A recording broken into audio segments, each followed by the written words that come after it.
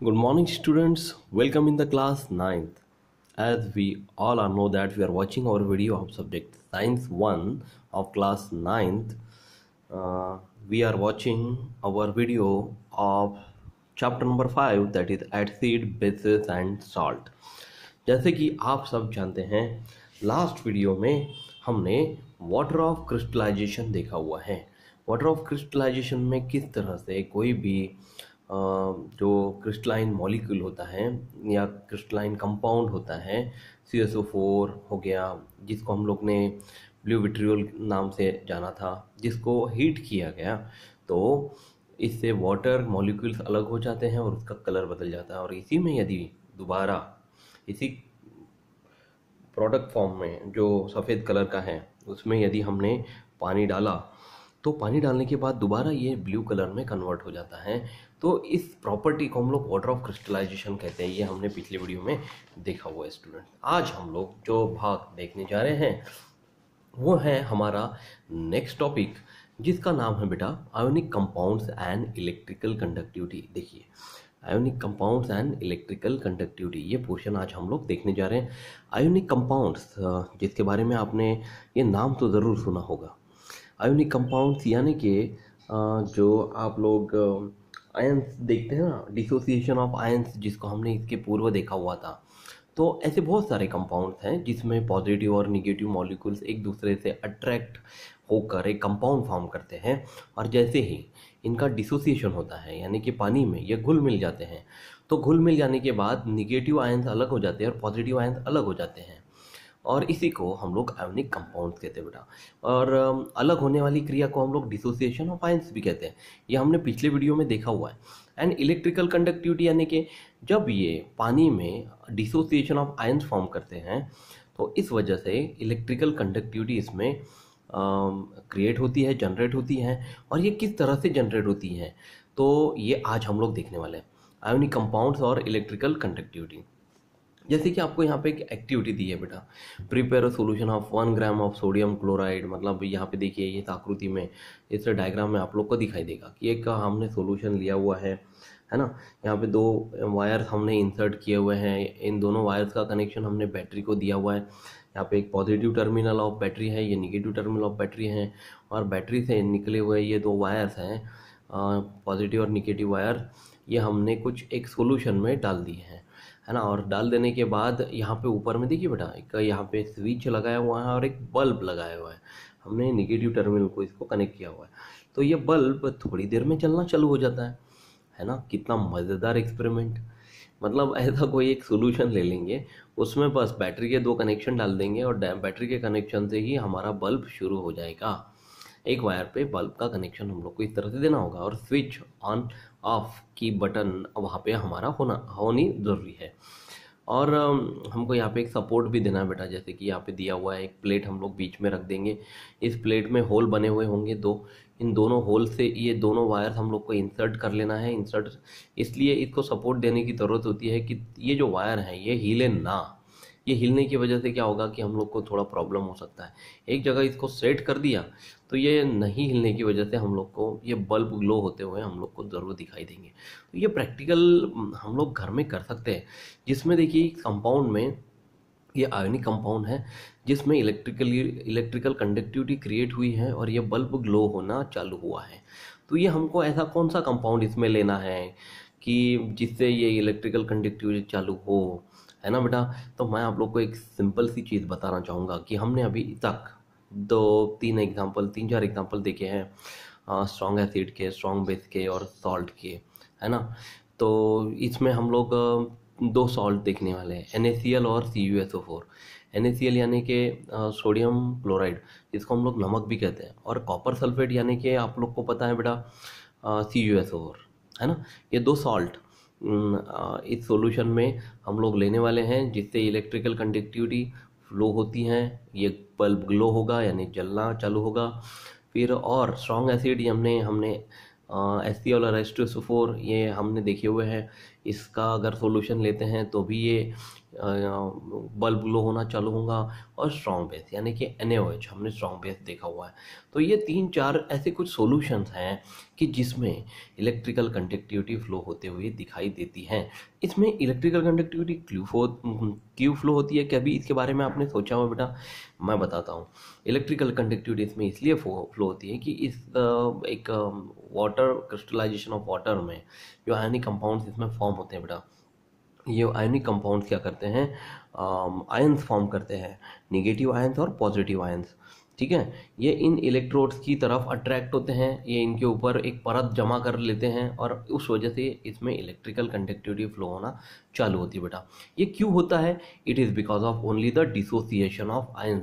मतलब जो भी कंपाउंड हम लोग इसमें ले रहे हैं, इस कंपाउंड का डिसोसिएशन होता है आयंस के रूप में, और आयंस निगेटिवली चार्ज की तरफ अट्रैक्ट होते हैं और अट्रैक्ट होने की वजह से उसमें इलेक्ट्रिकल कंडक्टिविटी फ्लो होना चालू होती है।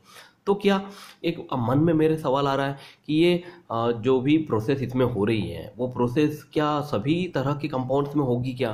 मतलब मान लीजिए कि मैंने नींबू के पानी में इसको करके देखा या शुगर में भी इसको करके देखा, तो वो देखिए बेटा, अगर वो स्ट्रॉन्ग एसिड है तो इसमें ज़रूर इलेक्ट्रिकल कंडक्टिविटी फ्लो होगी, स्ट्रॉन्ग बेस है तो भी इसमें इलेक्ट्रिकल कंडक्टिविटी फ्लो होगी, और अगर न्यूट्रल है यानी कि सॉल्ट है तो भी इसमें इलेक्ट्रिकल कंडक्टिविटी फ्लो होगी। ठीक है, तो ये है हमारा जवाब। तो यहाँ पे ये जो सेकंड पैरा है आपके सामने, ये जो दूसरा पैरा आप लोग को दिख रहा है ना बेटा, ये दूसरा पैरा आप लोग को पूरी जानकारी यहाँ पे बता रहा है कि इसमें प्रोसेस हो क्या रही है। तो सबसे पहले मैं आप लोग को इन शॉर्ट ये प्रोसीजर समझा के बता देता हूँ कि इस प्रोसीजर में आप लोग को क्या बोला गया है। जैसे मैं रीड करके बताऊंगा उस तरह से आप लोग को अपनी कॉपी को, टेक्स्ट बुक को रीड करके देखना है बेटा। एक्टिविटी दी गई है, prepare a solution of 1 gram sodium chloride in 50 ml water, यानी कि 1 ग्राम सोडियम क्लोराइड यानी कि नमक का 1 ग्राम आप लोग को 50 ml पानी में घोल लेना है। टेक 2 इलेक्ट्रिकल वायर्स, और अब हमारे घर में कोई भी 2 इलेक्ट्रिकल वायर्स होते हैं वो ले लेने हैं, जिसमें प्लास्टिक कोटिंग होती है बेटा, है ना। ऐसे कोई वायर्स हम लोग को ले लेना है। तो ऐसे 2 वायर हमने यहाँ पे ले लिए मान लीजिए। Then connect 1 wire to a positive terminal of a 6 volt battery. अब देखिए बेटा, एक 6 वोल्ट बैटरी भी लेनी है, एक वायर को हम लोग को पॉजिटिव टर्मिनल को कनेक्ट करना है, और while connecting the other wire to the negative terminal of a battery, और दूसरा वायर जो है वो हम लोग को बैटरी के नेगेटिव टर्मिनल को इस तरह से कनेक्ट कर देना है। Include 1 switch and 1 holder with an electric bulb, मतलब एक स्विच भी होना चाहिए नेगेटिव टर्मिनल में और एक होल्डर भी होना चाहिए, और होल्डर में हम लोग बल्ब लगा सके, इस तरह से अरेंजमेंट कर लेनी है नेगेटिव टर्मिनल ऑफ वायर में बेटा। तो remove the insulting cladding from 3 centimetre portion of other free ends of the 2 wire. अब देखिए बेटा, जो प्लास्टिक के वायर हमने लिए हुए थे ना, उसका 3 सेंटीमीटर नीचे से, यहाँ पे देखिए जितना पोर्शन हम लोग लिक्विड में डाल रहे हैं उतना पोर्शन का इंसुलेशन हम लोग को निकाल लेना है। मतलब जो प्लास्टिक की कवरिंग होती है ना, वो 3 सेंटीमीटर तक खोल देनी है हम लोग को। तो यहाँ पे ओपन वायर यहाँ पे इंसर्ट होती हुई दिखाई देगी। बाकी ये जो डार्क पोर्शन आप लोग को वायर्स का दिख रहा है ना यहाँ पे दोनों जगह पर, तो ये वायर्स का इंसुलेटिंग पोर्शन है बेटा जो कनेक्टेड है। यहाँ पे देखिए, यहाँ पे भी हमने इंसुलेशन निकाल लिया हुआ है, प्लास्टिक कोटिंग निकाल ली है, ताकि बल्ब को, इस होल्डर को हम लोग इसको आराम से कनेक्ट कर सके। तो then take the salt solution in 100 ml capacity beaker and immerse the uncovered end of 2 wires in it, keeping the wire erect with the help of a support। और ये जो सॉल्ट हमने लिया हुआ था ना बेटा, मतलब NaCl जो सोल्यूशन लिया हुआ था यानी कि सॉल्ट, वो हम लोग को एक 100 ml कैपेसिटी वाले बीकर के अंदर डाल देना है, और ये 2 वायर्स इस तरह से इंसर्ट कर देने हैं, और इसमें एक सपोर्ट भी देना है। तो सपोर्ट यानी कि एक प्लेट हम लोग इसमें रख देंगे 2 होल वाली, और इस तरह से सपोर्ट हो जाएगा उसको। स्विच ऑन द करंट, अब हम लोग को क्या करना है, करंट को स्विच ऑन करना है। तो note whether the bulb glows, मतलब अब हम लोग को नोट करना है कि बल्ब जलेगा या नहीं। तो बिल्कुल बेटा, बल्ब क्यों नहीं जलेगा, NaCl यानी कि स्ट्रॉन्ग सॉल्ट है, ये नमक यानी कि सॉल्ट, मतलब NaCl जो है सोडियम क्लोराइड, ये सॉल्ट होता है, नमक होता है, और इसमें Na+ और Cl- इस तरह के 2 आयंस अपने आप बन जाते हैं। तो Na+ वो निगेटिव टर्मिनल की तरफ अट्रैक्ट होता है, और Cl- जो है वो पॉजिटिव टर्मिनल की तरफ अट्रैक्ट होता है। ये इस तरह से वायर के ऊपर कोटिंग फॉर्म कर लेते हैं, और कोटिंग फॉर्म करने की वजह से इलेक्ट्रिसिटी आराम से फ्लो होना शुरू होती है बेटा। तो इसमें लिखा हुआ है, repeat the same procedure using solution of 1 gram of copper sulphate, 1 gram of glucose, 1 gram urea, 5 ml dilute H2SO4 and 5 ml dilute NaOH, each in 50 ml water। तो इस सेम प्रोसीजर को हम लोग को जैसे NaCl के साथ किया, उसी तरह से कॉपर सल्फेट के साथ करके देखना है बेटा, ग्लूकोज के साथ करके देखना है, यूरिया के साथ भी करना है, डाइल्यूट H2SO4 के साथ भी करके देखना है, और NaOH डाइल्यूट 5 ml के साथ भी करके देखना है। और हर एक जितना भी सॉल्यूशन हमने यहाँ पे दिया गया है उसमें 50 ml वाटर डालकर ही इसको सॉल्यूशन को हम लोग को ये प्रोसीजर करके देखना है। और एक बात यहाँ पे दी गई है बेटा important, record your observation in a table, और आप लोग को जो ऑब्जर्वेशन मिलेगा उसको टेबल में हम लोग को रिकॉर्ड करना है। और do not forget to clean the beaker, मतलब ये हम लोग को जब भी ये अलग अलग हम लोग सॉल्यूशन लेंगे हर बार आपको बीकर को क्लीन करते रहना है, इसको ऐसे गंदे नहीं रखना है, हर बार इसको क्लीन करेंगे। And uncovered part of the wire with water, और इसका जो पार्ट ऑफ वायर है अनकवर्ड वाला अंदर इंसर्टिंग, वो हम लोग को पानी से, साफ पानी से धो लेना है बेटा। Every time you change the solution, जब जब सॉल्यूशन हम लोग बदलेंगे तब तक इसको वाटर से दोनों वायर को साफ कर लेना है और बीकर को अच्छे से क्लीन कर लेना बेटा। तो यहाँ पे प्रश्न पूछा गया, with which solution did the bulb glow and which solution are electrical conductors, इनमें से कौन से सॉल्यूशन में बल्ब ग्लो होगा बेटा। तो मैं आप लोग को बताना चाहूँगा कि कॉपर सल्फेट में बल्ब ग्लो होगा, H2SO4 में बल्ब ग्लो होगा, NaOH में भी बल्ब ग्लो होगा, है ना। और ग्लूकोज, यूरिया जैसे चीज़ों में ये बल्ब ग्लो नहीं होगा। क्यों नहीं होगा? विच सॉल्यूशंस आर इलेक्ट्रिकल कंडक्टर, तो इसमें से इलेक्ट्रिकल कंडक्टर कौन से हैं? तो देखिए बहुत आसान सी डेफिनेशन है इसकी, इलेक्ट्रिकल कंडक्टर्स वो होते हैं जिनमें ये बल्ब जो है ना वो ग्लो होगा, जिसमें नहीं होगा वो इलेक्ट्रिकल कंडक्टर्स नहीं होंगे। तो bulb glows only when the electric current passes through it, मतलब बल्ब कब जलेगा? जब इलेक्ट्रिक करंट इनमें से पास होगा। And this can happen only when the electric circuit is complete, और ये तभी हो सकता है जब उसका इलेक्ट्रिक सर्किट कंप्लीट होगा यानी कि बेटा इसका कनेक्शंस एकदम से कनेक्ट, जो कनेक्शन जो भी हम लोग करेंगे वो एकदम करेक्ट होनी चाहिए, रॉन्ग नहीं होनी चाहिए। In the above activity the circuit is found to be complete when the aqueous solution of NaCl, CuSO4, H2SO4, NaOH are use. तो ये अबो एक्टिविटी जो आप लोग को दी गई है, इसमें कौन से सॉल्यूशन में इलेक्ट्रिकल कंडक्टिविटी होगी, बल्ब ग्लो होगा बेटा?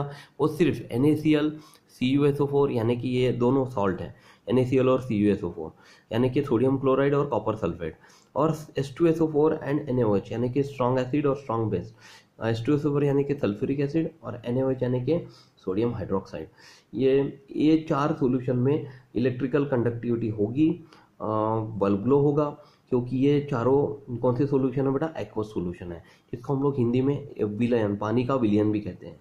तो it mean that the solution are conductor of electricity, इसका ये मतलब होगा कि ये चारों सॉल्यूशन जो है वो इलेक्ट्रिसिटी के स्ट्रॉन्ग कंडक्टर्स है, यानी कि इलेक्ट्रिसिटी को फ्लो करने में, इसको एक जगह से दूसरी जगह ले जाने में, कंडक्ट करने में मदद करते हैं।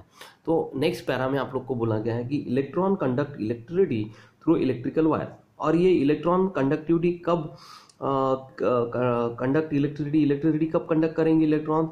तो जब ये इलेक्ट्रिकल वायर्स के थ्रू ही इसका यूज़ किया जाएगा। इलेक्ट्रिकल वायर्स अगर नहीं हो तो ये इलेक्ट्रॉन कंडक्ट इलेक्ट्रिसिटी नहीं कर सकते हैं।